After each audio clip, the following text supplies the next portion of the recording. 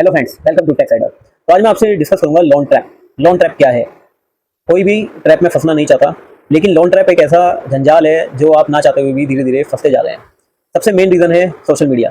आज मैं social media पे इन्फ्लुएंसर्स को देखता हूँ कि वो आपके अंदर एक फोमो क्रिएट करते हैं, फियर ऑफ मिसिंग आउट। आपको वो चीज़ परचेज नहीं करनी होती है, लेकिन इतनी अच्छी स्कीम्स आपके सामने आ जाती है या वो चीज़ आपको इतना अट्रैक्ट करती है कि आप उसको ना चाह के भी खरीद लेते हैं। तो सोशल मीडिया हमें लोन लेने के लिए मजबूर कर रहा है। Sorry to say that, but that is true. अगर आप लोन लेना चाहते हैं, कोई चीज़ परचेज करना चाहते हैं, तो आप सबसे पहले उसकी रिक्वायरमेंट समझिए कि क्या वो आपको रिक्वायर्ड है या नहीं है। अगर वो रिक्वायर्ड नहीं है तो प्लीज़ उसे डिले कर दीजिए। अगर आपको लगता है कि नहीं मुझे ये लेना है, तो आप पहले अपनी फाइनेंशियल प्लानिंग देख लीजिए कि आप बिना लोन लिए उसको कैसे ले सकते हैं। उसके अलावा आप अपनी लाइफ में 50-30-20 का रूल अप्लाई कीजिए। जितनी भी आपकी इनकम है 50% उसको अपनी ज़रूरतों के लिए रखें, रेंट पे करने के लिए, ईएमआई पे करने के लिए और अपने खाने पीने के लिए। 30% आप शॉपिंग के लिए, घूमने फिरने के लिए रख सकते हैं। 20% आपको स्ट्रिक्टली सेविंग करनी है, जिससे आपका फ्यूचर सिक्योर होगा।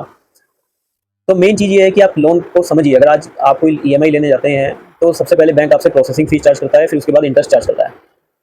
अगर आप क्रेडिट कार्ड से कोई चीज़ परचेज कर रहे हैं और क्रेडिट कार्ड का बिल नहीं पे कर पा रहे हैं, तो क्रेडिट कार्ड कंपनी आपसे 30-40% इंटरेस्ट चार्ज करती है, प्रोसेसिंग फीस चार्ज करती है, लेट फीस चार्ज करती है, पेनल्टी चार्ज करती है।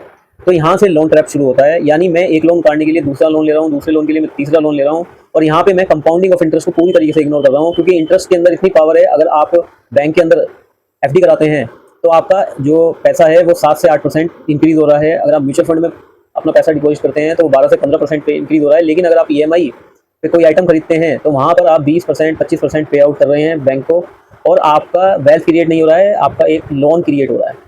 उसकी निगेटिविटी समझते हैं। अगर आपके पास लोन है, तो आपकी फाइनेंशियल इंडिपेंडेंसी खत्म हो गई, यानी आप इंडिपेंडेंट नहीं रहे, आप बैंक के गुलाम बन गए हुए हैं। उस केस में आप जिस कंपनी में काम कर रहे हैं, वहाँ पे ईएमआई पे करने के प्रेशर की वजह से आप कोई अपॉर्चुनिटी नहीं सर्च कर पा रहे हो बाहर, आप अननेसेसरी वर्कलोड पे दबते जा रहे हो। तो आपको समझना पड़ेगा कि आप सोशल प्रेशर की वजह से अपने आप को प्रेशराइज कर रहे हो, जो आपके लिए बहुत बड़ा प्रॉब्लम क्रिएट कर सकता है फ्यूचर में।